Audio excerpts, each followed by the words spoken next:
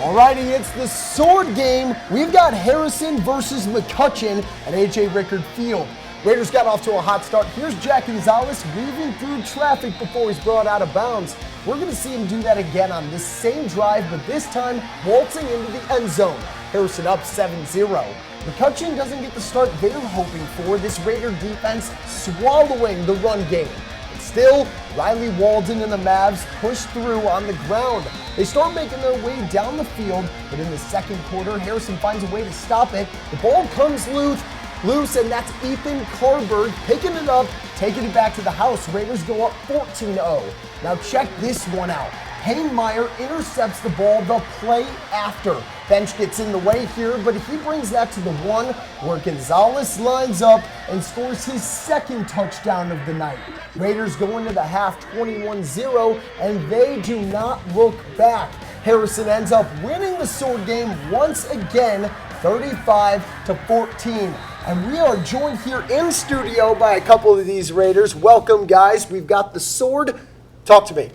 How did tonight feel coming into it through the finish? Yeah, of course. Senior year, we wanted to keep the tradition going, win the 4 years in a row. Yeah. Throughout practice, we were preparing well, and when it came to game time, it was just muscle memory and at that point, and I'm really happy how everything went and the chemistry with our team. Yeah. Home field, how about that crowd tonight? It was a packed stance on your guys' side.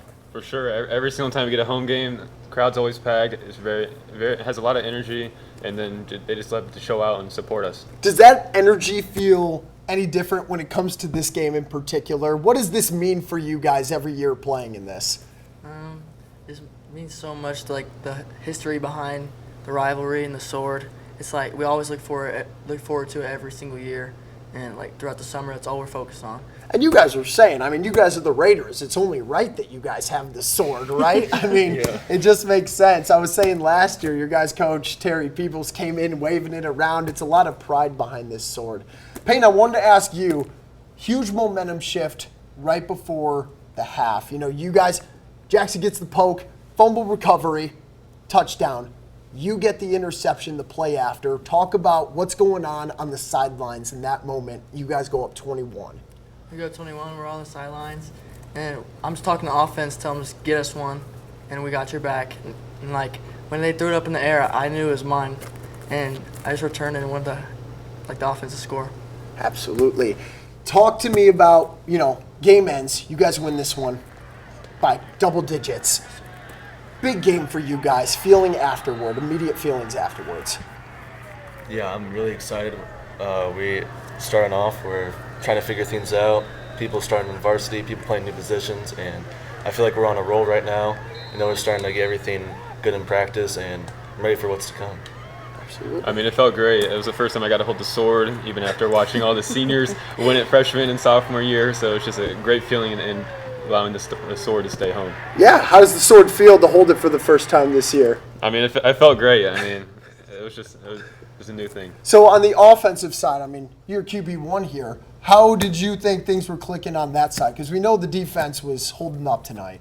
Our one struggle has just been producing productive drives nonstop every single time, and I feel like tonight was the first night we were able to do that consistently against a pretty good team. So, the offense was just clicking together. We were producing one play at a time, and we were just trying to get as much yards and then just put the ball in the end zone. Yeah. You guys got Marion next week. What do you take from this game and looking forward to in the next one? We don't stop here. We got Marion, and we got Anderson, and we got Jeff, and Jeff's a big game. So these next games should be just prep games, and we really should just work on what we need to work on and get ready for that game. Yeah. Now, you two, seniors, last sword game. How does it feel to come out with the victory on this last one? It felt great. I had a coach before the game, don't be the group to lose it.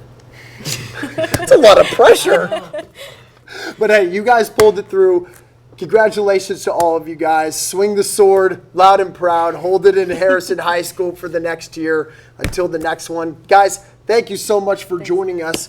Now, we've got more football coming on this weekend that you're covering, Adasa. You got that right. Don't forget that the Purdue at Oregon State matchup will air live on Lafayette CW18, over the air on WLFI 18.2, Comcast Channel 1169, and MetroNet Channel 808. And on CBS tomorrow, it's a matchup of college football legacies. USC travels to the Big House to take on Michigan at 3:30.